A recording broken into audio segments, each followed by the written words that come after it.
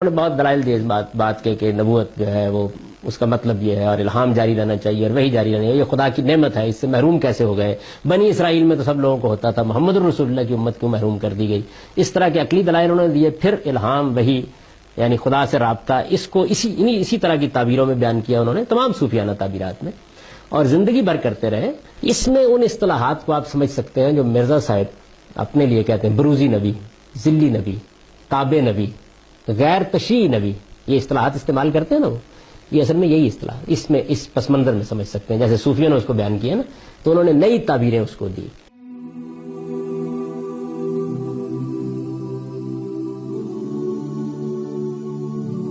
آئیے ہم خود موصوف میڈیا اسکالر جناب غامدی صاحب کی اپنی تحریرات کے حوالے سے ان کے اس موقف کا تجزیہ کرتے ہیں۔ انہوں نے اپنی کتاب میزان کے صفحہ 81 سے صفحہ 196 تک ایمانیات کا ذکر کیا ہے۔ ان میں اللہ پر ایمان، فرشتوں پر ایمان، نبیوں پر ایمان، کتابوں پر ایمان، روز جزا پر ایمان، ان چیزوں کا ذکر کیا، اور انہی میں ختم نبوت کا بھی ذکر کیا۔ گویا خود غامدی صاحب کے ہاں ختم نبوت ایمانیات کا حصہ ہے اور عقائد کا حصہ ہے۔ اب آئیے موصوف میڈیا اسکالر کے ایک اور خود ساختہ موقف کو آپ کے سامنے پیش کرتے ہیں۔ انہوں نے اپنی کتاب میزان کے صفحہ 15 پر لکھا ہے کہ حدیث سے دین میں کسی عقیدہ و عمل کا اضافہ نہیں ہوتا۔ وہ اسی میزان کے صفحہ 61 پر لکھتے ہیں، حدیث کے بارے میں یہ بات تو بالکل واضح ہے کہ ان سے دین میں کسی عقیدہ و عمل کا کوئی اضافہ نہیں ہوتا۔ یوں محترم سامعین، یہی موصوف میڈیا اسکالر کس زبان سے اور کس منہ سے اولیاء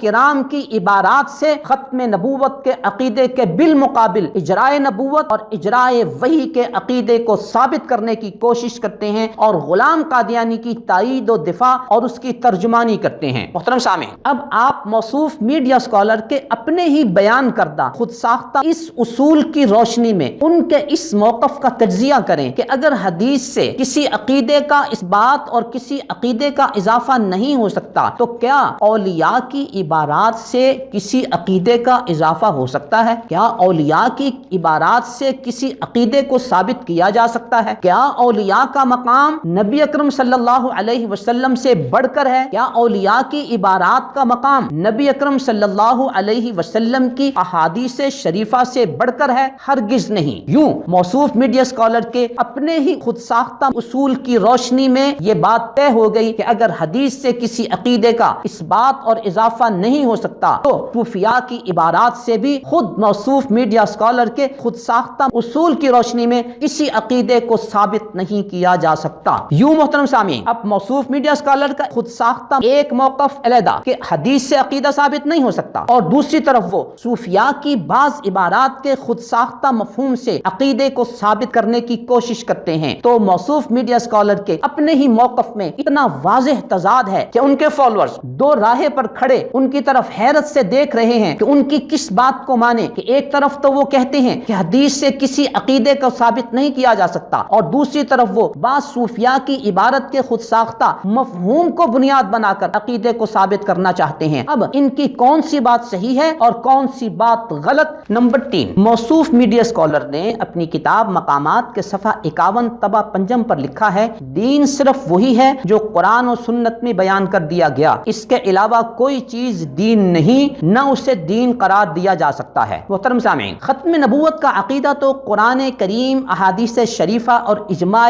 امت سے ثابت ہے، لہذا وہ تو دین ہے، جبکہ نبی اکرم صلی اللہ علیہ وسلم کے بعد کسی اور کی نبوت یا کسی اور پر وحی آنے کا تذکرہ نہ قرآن سے ثابت ہے، نہ سنت سے ثابت ہے، نہ اجماع سے ثابت ہے، لہذا یہ دین نہیں ہے۔ یوں کیا ہم موصوف میڈیا اسکالر سے بجا طور پر یہ سوال کر سکتے ہیں کہ آپ نے اپنے ہی اصول سے انحراف کیا، کہ آپ نے قرآن کریم اور سنت کے علاوہ صوفیاء کی عبارات سے جھوٹے مدعی غلام قادیانی کی نبوت کا دفاع کرنے کی کوشش کی اور اس کی تائید و ترجمانی کی۔ یہ آپ کے قول و عمل کا تضاد ہے۔ آپ کی مقامات صفحہ 51 صحیح ہے یا آپ کا غلام قادیانی کی تائید کرنا یہ صحیح ہے؟ آپ کے فالوورز آپ کے کسی واضح موقف کے منتظر ہیں کہ آپ بتائیں آپ کی کون سی بات صحیح ہے، کون سی بات غلط۔ نیز آپ سے وہ سوال کرتے ہیں، کیا یہ ہے آپ کی ریسرچ کا معیار؟ کیا عقل آپ کے اس ریسرچ کے معیار کو قبول کر سکتی ہے؟